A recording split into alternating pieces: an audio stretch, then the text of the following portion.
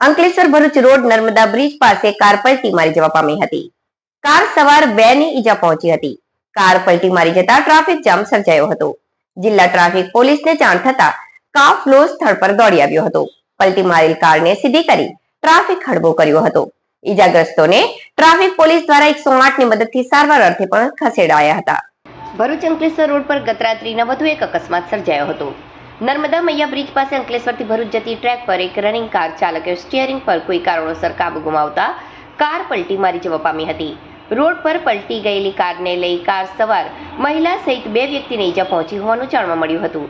તો અકસ્માતને લઈ traffic jam સર્જાયો હતો, જે અંગે જિલ્લા ટ્રાફિક પોલીસને જાણ થતાં પોલીસ કાફલો સ્થળ પર દોડી આવ્યો હતો અને સ્થળ પરથી કારને સીધી કરી રોડ સાઈડ ખસેડી હતી. તો ઈજાગ્રસ્ત ઇસમોને 108 ની મદદથી સારવાર અર્થે ખસેડ્યા હતા. તેમાં ટ્રાફિક ખડબો કરી પુનઃ વાહન વ્યવહાર. ભરૂચની નગરપાલિકાને મહાનગરપાલિકાનો દરજ્જો અપાવવા ભાજપના નેતાઓ નિષ્ફળ નીવડ્યા હોવાના આક્ષેપો સાથે આમ આદમી પાર્ટીના આગેવાનો અને કાર્યકરોએ